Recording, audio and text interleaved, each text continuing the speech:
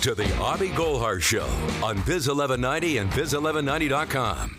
Daily interviews with Atlanta's most successful entrepreneurs, business owners, and executives. Listen in weekdays at 8 a.m. and 6 p.m. as Abhi and his guests talk entrepreneurship, technology, business growth, and strategy. Insight and conversation to help you reach your goals. It's the kind of show you can't afford to miss. Here now, your biggest fan, Abhi Golhar. Good morning, Atlanta. Welcome to the show. It's Abhi.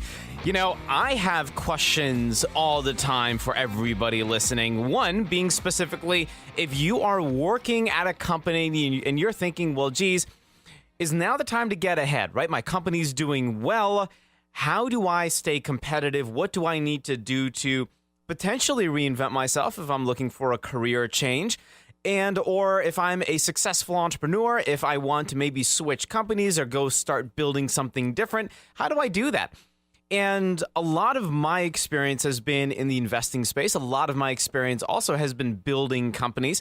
In the next couple of months, I'm going to be coming out with a book that talks about how to manage your best company. So really excited about that. How do you streamline it so that you end up building a business, not building a job for yourself? But my number one question for everybody is, if you are interested in transitioning your business or becoming a better employee or scaling that corporate ladder, what do you do, right? What do you do to hit that higher level of employability, if that's a word? I think that's a word. Well, we make up words on the Abhi Golhar Show right here on Biz 1190 every day. So that's a new word as of right now, employability. How do you develop that good reputation? How do you update your skill set?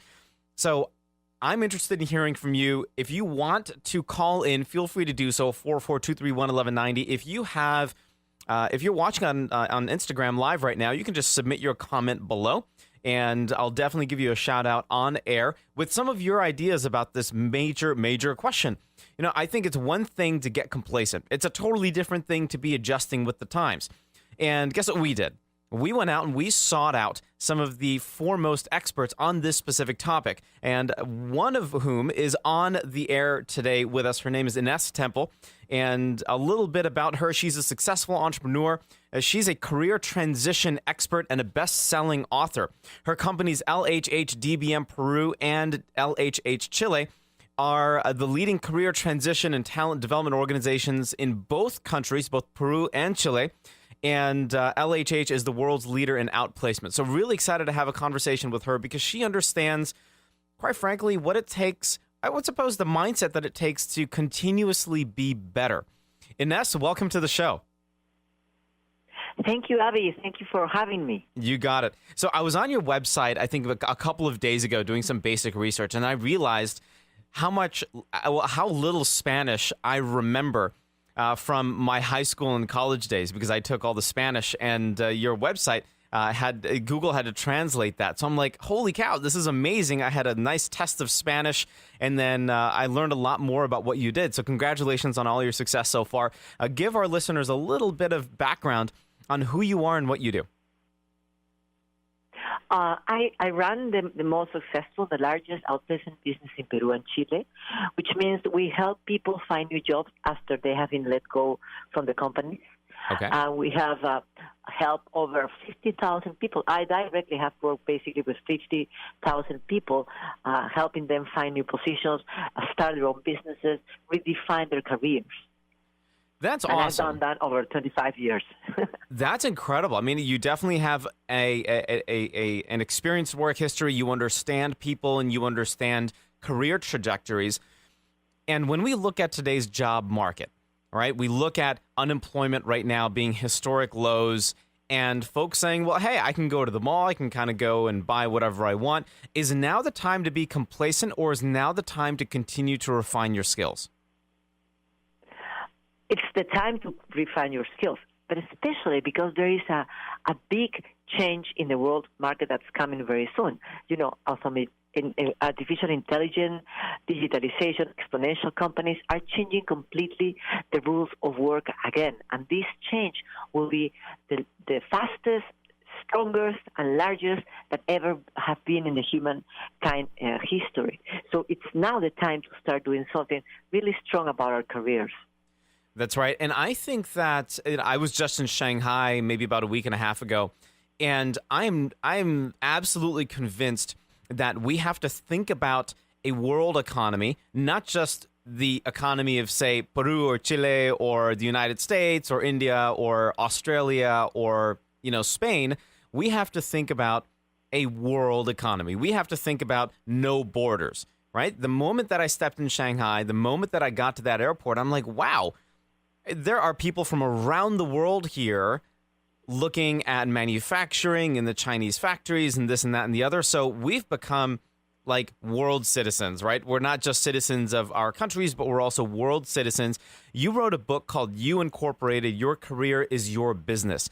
Tell me a little bit about your inspiration for writing that book, where folks can pick up a copy, and then, of course, some of the information that you wrote about. Yes, the book can be found anywhere, Amazon or any local bookstore. And I got the inspiration because a lot of people, when they have a job, they feel that the job is secure. And when they look for a job, they put themselves up. They really, identify their accomplishments, try to understand the job market, keep up their skills, do a lot of networking, work hard to establish their personal brand. But then when they have jobs, normally they kind of assume that they are secure, that the security that we all need to, invest in a new house, buy a car, send the kids to school, relies on having a job. What I've learned is that the only security that we can have is if we have a high level of employability, which means that we are desirable in the job market. It means that our brand, our personal brand, has a lot of value. It means that people that we are working with want to keep on working with us.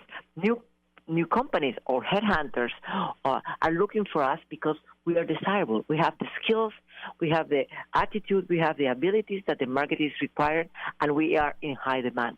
That's the only thing that will give us security in order to plan our future.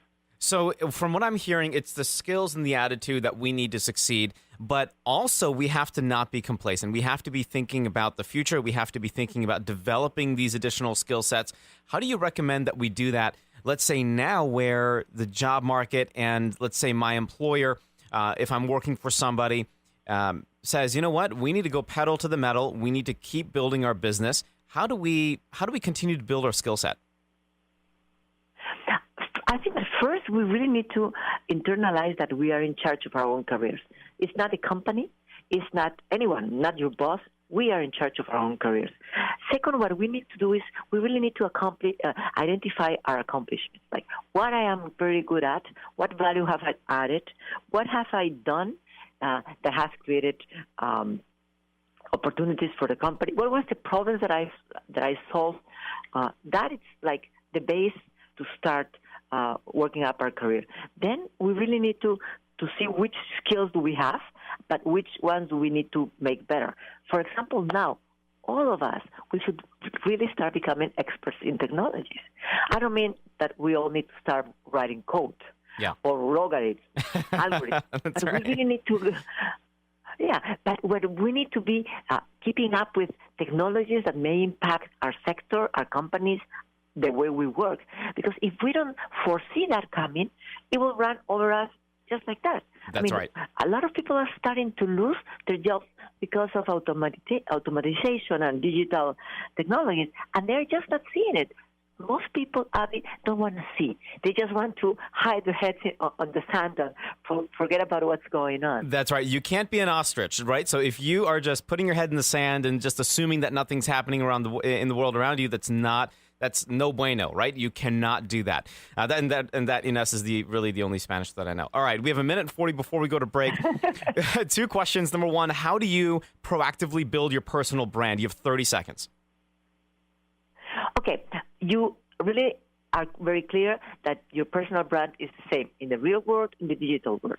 In the digital world, you have to have your LinkedIn very well done, a very good professional picture. You have to make an audit of your Facebook and make sure that nothing that's there will create a bad impression into a new employer or for your boss.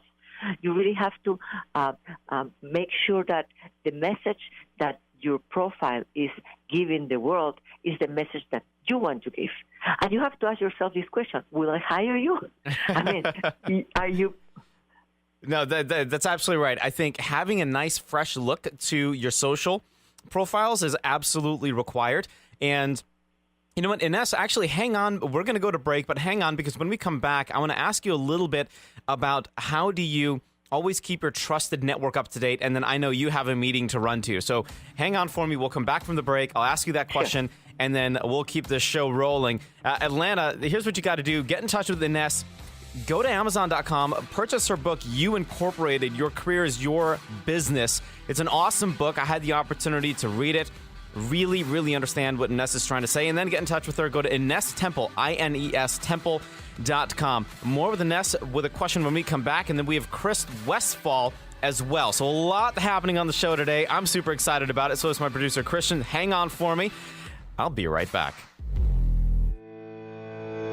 Hi, it's Abhi Golhar. You know me from my nationally syndicated daily radio shows, Think Realty Radio and The Abhi Golhar Show, and from my regular contributions to Forbes, Inc., and The Huffington Post, where I discuss all things real estate investing along with business and entrepreneurship growth strategies.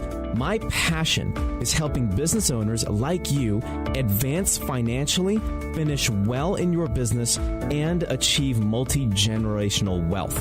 At Summit & Crown, my team and I have designed a model to identify the best operators of multifamily real estate in the Southeast United States to provide inflation-resistant opportunities that can generate a stable cash yield with increased equity over the long term. Schedule a 15-minute introductory call today and discover more at summitandcrown.com. That's www.summitandcrown.com. Learn more about Abhi Golhar online at abhigolhar.com. All right, welcome back to the show, Atlanta. It's your host, Abhi. Have questions for Inés? You can call in right now, 404-231-1190, or you can drop a question on Instagram Live. We did get a question, but we'll take that as soon as we finish with Inés here. Inés, welcome back to the show. I know you are an expert with essentially helping folks transition their careers. You're also a best-selling author. You wrote the book You Incorporated, Your Career is Your Business. You have 25 years working in this specific space, helping people find jobs. And one recommendation that you have is proactively building your personal brand and image by not only paying attention to what you have on LinkedIn and Facebook, but refreshing those profiles. And I think that's wonderful information, especially if you are starting out in your job search or if you are a budding entrepreneur looking to network and meet people. And then let's jump to this question about network, keeping your network up to date. How do you do that? How do you build a trusted network of individuals and constantly keep that up to date? Very important. 85% of all jobs are found through networking. Yes. People still think that they will find them online. They will find them online through networking. So it's very important to think about networking as an activity of developing real relationships, not that you get to use people when you need them. And a lot of people, when they do that, you can feel it. You can feel when you're being used by someone that really needs something from you at the moment. So one of the most important things about network is that we need to build our network before we need it. When you're starting looking for a job, it might be a little bit late. So make a list. Put out a list of up to 200 to 300 names and start touching base with them. Give them a call, send them an email, in your town, ask people for lunch, invite them coffee. Start developing these relationships by showing interest in them.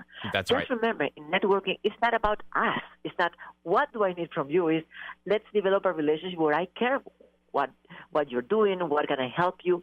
So that's the only way to have that network of trust of people that will help you along your career and your business forever. Yeah, you got to make that list and check it twice, right? Yes. Yes, that's right. Absolutely. And I agree with what you're saying about the network piece. It is definitely something that you need to build proactively. Just like insurance, you should buy insurance when you don't need it, because guess what you can't buy when you need it? Insurance. So very similarly with your brand. Inés, thanks so much for jumping on the air with me. I really appreciate your time today. Thank you very much for inviting me, Abby. Thank you. You got it. Have a great day. You too. If you want to get in touch with Inés, do so. Go to InesTemple.com, INES Temple.com, and make sure that you check out her book on Amazon, You Incorporated, Your Career is Your Business. One thing that I love about Inés is that she's published over 800 articles and videos on these topics, such as this new world of work that she's talking about, personal branding, and, of course, employability. And I want to make sure that you guys and gals out there listening right now, our listeners, have access to all of that great information. So make sure to do that. I wanted to take a quick second and introduce our next guest. His name is Chris Westfall, and what's unique about Chris is he's a sought-after business consultant, communication coach. He's also a keynote speaker. I'm sure you've seen him around, and the author and co-author of 8 different books. I think his most recent book, his newest book, is Leadership Language, Using Authentic Communication to Drive Results. And he just published that this year, September 2018. I'm really excited to have that conversation because communication is an art form that I feel like is being lost in this digital age. But the challenge is we have to bring the online digital communication more offline in human-to-human interaction. So I'm excited to have this conversation. You want to check him out, go to westfallonline.com, just like I did a couple days ago. You'll find a lot of great information there. And just like Inés, he has written a lot of awesome blogs, and he's also he's advised hundreds of thousands of leaders from high-growth entrepreneur and enterprises to Shark Tank startups to Fortune 100 companies, etc. So I'm really excited to have him on the air. Chris, welcome to the show. Abhi, it is great to be here. Thanks for having me. Hey, you got it. Give us a little 1-2 on who you are, your background, and what you do.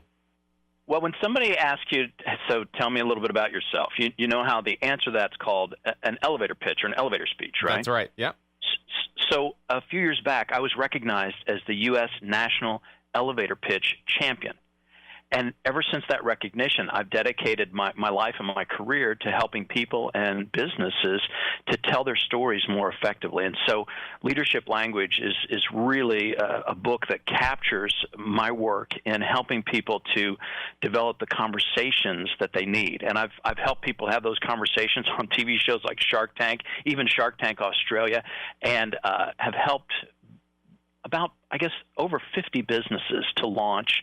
So I do a lot of work with inventors, entrepreneurs, business owners, founders, as well as executive leaders at Fortune 500 companies and high-growth businesses. What are some of the mistakes that you're seeing entrepreneurs? Let's talk about your early-stage entrepreneurs. What mistakes are they making when it comes to this leadership language? Are they getting it right? Are they getting it wrong? Do they know what they're talking about? Maybe they want something done this way, but they're communicating it non-verbally this way, and then the team says, well, I don't know what you're telling me. It's a great question. There's 2 things that typically are missing. 50% at least of every conversation is listening. And for entrepreneurs, the ability to listen and to take in information, I talk about this in the book and provide some not just skills and tips and techniques, but actual exercises and examples that people can try to improve their listening skills. And I'll tell you why this is important, because entrepreneurship can feel like a lonely journey, but none of us is as smart as all of us. And just like you were saying in the introduction, we've got to learn how to put down the phone to pick up the conversation. So the ability to listen is vital. And then the second thing that's missing for entrepreneurs is the ability to really focus not just on how they make the sausage, but what is the impact of their idea. So instead of, when I say how to make the sausage, Abhi, what I'm really saying is focusing on an operational basis. You know, how do we make this thing? How do we make the software? How do we make the medical device? How do we build the app? Shifting to what is the impact of that product, and looking in the direction not just of the market, but in the direction of investors. Because when you're going in front of investors, you gotta think about who's your shark, who's the one who's going to like this idea the most, and are you really developing a message that caters to them? So a lot of business owners that I also consult with will say, well, geez, I really want to pay attention to my clients and customers, and then the investors will be there, and then all the investors really need is just a P&L balance sheet and 3 years of tax returns and potential projections and just a general pitch deck. Is that really all they require from an investor level? If I'm going out to get funding, do I need to give them more? What you're saying is kind of scary to me, Abhi. I mean, if you're going to a bank and or in some cases a VC, where it's very transactional, certainly you need to provide the numbers. But when somebody says, "Tell me, what's the basis for your projections?" I mean, look. Here's the thing: the numbers never speak for themselves, and if it looks like they do, it's like. Abhi, it's like the old George Carlin joke. George Carlin would walk out on stage and he'd say, "Let me give you the sports scores: 3, 17, 26." That's right. There's no context for the numbers, and if you think a spreadsheet is the path to a 7-figure investment, look, you got to have numbers. You got to have those details. But if the spreadsheet alone is what's going to get it done, I mean, instead of people pitching on Shark Tank, they just hand out spreadsheets and ask Mr. Wonderful what he thought about it. That's a good point. I know for my business, I have a healthcare education business, and sometimes as a leader in my business, it's a little uneasy, right? It's a little uneasy having the tough conversation with folks, and I think.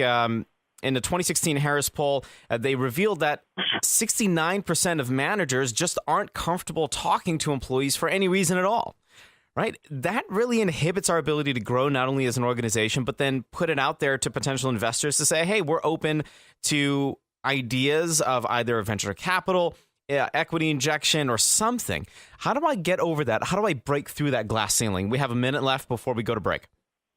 Well, it's easy when we develop our people skills on Pinterest to think that we can thumb our way to to the relationships and partnerships that we need. But I'm going to go back to what you said, Abhi. We have to concentrate on the human connection, and we have to understand that data and technology serves us, but not when it comes to the conversation. And the statistic that you mentioned is chilling because attention spans are short. The average attention span of an adult right now is 8 seconds. And if you're going to get interest and investment in your business, you have to know that statistic and you have to work very hard to defy it. We got you. We got to go to break. More with Chris Westphal when we come back. Check him out, westfalonline.com. And his book, Leadership Language Using Authentic Communication to Drive Results, is available on Amazon. We'll be right back. More with Chris. Stand by for me. This is the Abhi Golhar Show on Biz 1190. Right. That weather, that 27 degrees is ew. That's exactly what my producer Christian was like. That's kind of gross. I'm like, yeah, it sounds about right. During the break, we had Pro Living on my Instagram live feed ask a couple of interesting questions. The number one question, Christian, what was the question? You probably know this. I don't. I wish I had this in front of me, but I don't know. It's a reverse kind of phone thing. I try to hide it from you, honestly. Yeah, no, it's okay. He said, how can I trust someone from online to show me Forex that I'm learning? Okay. So I would say this would have been an awesome question for Inés Temple. Get in touch with her, InésTemple.com. But I would say, listen, you want to qualify who you're working with online. And if somebody says that there's somebody online, you really want to do your research and kind of dig into them and really understand why they're putting out the information and what they're selling. And I would say this, if this individual has experience and they can back it up with closed deals or successful trades, but you want to see not only the successful trades, but then you also want to see the unsuccessful trades, then, and if they're open and willing to share this information with you, then awesome. I would meet with him or her for a couple of times, maybe over lunch or dinner or coffee, get to know them a little bit better and see how genuine they are. And based on that gut feel, if you feel like you want to work with them, great. It's one thing to say, hey, I have 100 trades and I'm not going to tell you about the unsuccessful trades, but I'm going to write an ebook about how successful the last 8 months of my trading activity has been and then annualize that number. Then I think, you may want to reconsider working with them. And that's my thought there. But I would say, to a couple of folks that have written in saying, how do I kind of deal with the situation that I'm in with losing my job a couple days ago and this and that and the other. I mean, listen, at the end of the day, you fell off the horse, pick yourself back up, right? There's so much opportunity out there. There's so many folks that need good hired help. Believe me, I'm one of these people. I need good people on my team on a regular basis. And when Chris Westfall comes back on the air with us in just a second, he'll echo the exact same thing. I mean, leaders and companies need amazing folks to work for them, to drive that economic engine for the business. That's how the business runs. If the business doesn't have amazing people working for it and working with it and partnering together, guess what doesn't happen? The business doesn't succeed, and the business won't be here. And then it's going to fall into the other statistic of 9 out of 10 businesses fail. So a business for me is comprised of 3 things. I didn't come up with this. This was a Marcus Lemonis thing from The Profit. He says the business has profit, people, process, and product. If you don't have the right people, business is screwed. If you don't have the right product or processes, the same thing. And in order for leaders to identify with that, we have to understand this in a very holistic perspective. So Pro Living, I hope that answered your question there. Chris, welcome back to the show. What do you think about that? Are you a fan of, have you seen that show, The Profit with Marcus Lemonis? He talks about people, processes, and product, right? I have, and I love his approach to business. His insights are so incredible. The one thing that I'd add, I don't know, can I modify this guy? He's so good, but I would also add profitability as another P you've got to have. I mean, you got to have the cash, right? That's right, absolutely right. So we talk about leaders within an organization not necessarily knowing how to communicate, and you have an expertise in understanding this specific thing. You're a business consultant, you're a communication coach, you are an author of 8 books, the most recent of which, your newest book, Leadership Language, using authentic communication to drive results. If our listeners want to get in touch with you, they can go to westfallonline.com. What are some challenges that you've seen business owners take on that they'll struggle through, but then at the end of the day, they'll say, well, geez, I can't get through it? So many times, for business owners, entrepreneurs, or people in the C-suite, it can feel like it's a lonely journey. It can feel like you're on an island. And for folks who are trying to bring a product to market or to energize a team or to change a business process, the thing that shows up for me that can really make a difference is understanding that we all have blind spots. I mean, it's a scientific phenomenon, right? It's where your optic nerve hits the back of your eye.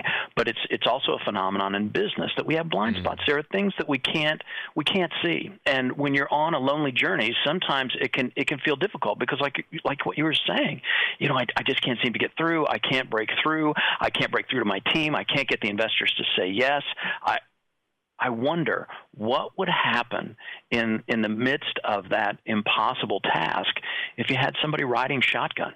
And I think that when you have someone riding shotgun, when you have someone taking a look in the same direction that you are, you've got someone who can see past your blind spot. And if you've got someone in your corner who's an effective coach, they can help you to do the same and to see what's missing. Because if it looks impossible, think about all the things in life that seemed impossible. I mean, when we were babies, walking seemed impossible, and then one day there was a leg of a chair or a coffee table or something, right. And then guess what? We never went back. I mean, we fell on our butt a few times, but we never went back.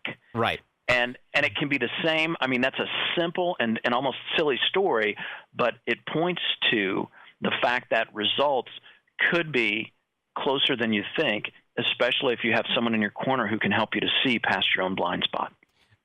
So I couldn't have put it any better. I think exactly what you said is in need. I think business owners need that, right? We're so effective in our businesses because we know our businesses inside and out, but that can also be a detriment to us when we don't have a fresh perspective. And I would answer my own question with, how long do you give your average baby to learn how to walk before you cut the baby off and say, no, you're not going to walk any longer, right? If you want to push through something, and that's an Anthony Robbins thing, right? I think that's what he said in one of his programs. But if it's a important enough issue within your organization, within your business, you need to solve it. You need to own up. You need to man up, woman up, and just get it done with the help of your team. Otherwise, you're not going to be a better team for it. And there's no I in team. And this goes exactly right back to this leadership language thing. If we're not being aware of the type of leader we are being, and we're projecting something to the team and we're like, well, geez, we're not this kind of person, that has a detrimental effect on the psyche of the team. And then guess what happens to your overall profits, Chris? You know what direction they're headed. That's downward. That's right. And so many times for me, I mean, just to echo what you were saying, so many times when something looks impossible, what shows up for me is that it's often the way that I'm approaching the particular problem, challenge, issue, or person. The perspective that I have is what is making it impossible. And one of the things that I've learned in my career, and I share this in the book, is this idea that just because a train of thought shows up doesn't mean you have to ride that train. And if you've got some thinking that says, this is impossible, she'll never come on board with our organization, I can't create the change that I need, I would just caution you to say, look, if that train of thought is showing up, you got to ask yourself, is that really your train? Do you need to get on that? And there's a corollary to it. Don't believe everything you think. That's right. When you know what I mean? Because entrepreneurship, ownership, and leadership is about being resourceful. And my question to the folks that are listening is, do you have the resources that can help you to see what's missing? Because if it looks impossible, the first thing to turning the impossible into the possible is a shift in perspective. And who is offering you that perspective? You've got to find a way to come around your own thinking, because so many times it's your thinking that's quite frankly, it's keeping you crawling around on the floor. I like how you tied it back to the baby analogy. That was good. You should. It took me 25 minutes to come up with the baby analogy, so I'm coming back to it. Thank you. You should just have your own radio show. I mean, come on now. No, I agree with you. I mean, I'd rather be on yours, my friend. There you go. I would say, listen, it's a matter of perspective. If you don't have the right perspective, I think you're absolutely shooting yourself in the foot, and you need a co-pilot. And if you are a business with, say, multiple co-founders in this case, then you need somebody else in your business that's looking at it from a third-party perspective, saying, hey, here's where you're screwing up. If you wake up every day and you realize that the person that's staring back at you in the mirror is responsible for your life, and you take that ownership to your business, then guess what? You are getting in your own way of growth. If you say that I'm going to hit $1 million in revenue this year, then you're probably only going to hit $1 million. If you want to hit more, then get in touch with Chris, right? Like, it's the glass ceiling that we always bump into. Sure, we can think at the end of the day that the sky's the limit, but realistically, if we're putting that glass ceiling above us, we can see the sky, but we are absolutely limiting ourselves. Chris, thanks so much for being on the air. What's the best way that our listeners can get in touch with you? Well, you can find me on my website, westfallonline.com, but that's also where you can find me on Instagram at westfallonline, and then my YouTube channel has over 200 videos. That's youtube.com/westfallonline. I'm going to check out your YouTube videos a little later. I need to, work on my YouTube channel. I think I have, 2 videos, and, one is with, my mom and I. I think I need to work on this. I'm going to take a couple of notes out of your book. Chris, thanks so much, man. I appreciate your time today. Great to talk with you. Have a great day. Hey, thanks, you do Abhi. The same. All right, Atlanta, we got to go to break. The final 10's coming up.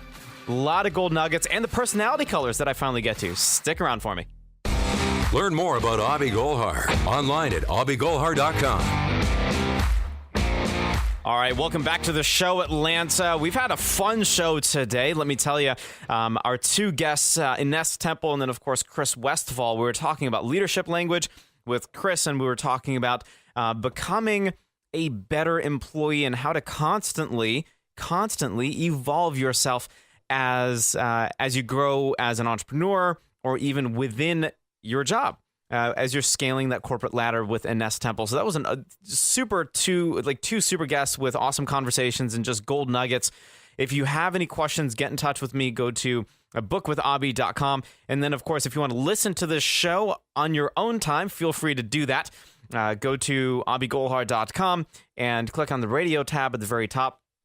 And what you'll see there is a little player, and it has all the shows for you that's updated daily. So check that out. Let me know if you have any questions. That's kind of where I live, pretty much anywhere online. I was asked on Instagram, it looks like there was new to the Abhi Golhar show or something, Christian? Some type of question. I can't remember. I was like, in conversation with Chris and then Inés, and you're like, hey, remember to ask the question. Yeah, no, it was pro living again. Okay, and cool. he asked what your speciality was. Oh, okay, cool. So obviously new to the Abhi Golhar experience, but I think that's a great question. So, and many of our listeners too, you're new to the show, so welcome to the show as always, except you're catching me on the very last segment, which I like to call the Final 10. Absolutely, it's the Final 10. The final countdown. All right, a little bit about me and what I do. I cut my teeth with real estate investing. That's really what I'm known for in some of the circles here in Atlanta. I love investing in real estate. It's one of the things that, quite frankly, I promote. I want to make sure that everybody here is financially free and financially successful, and you're building generational wealth.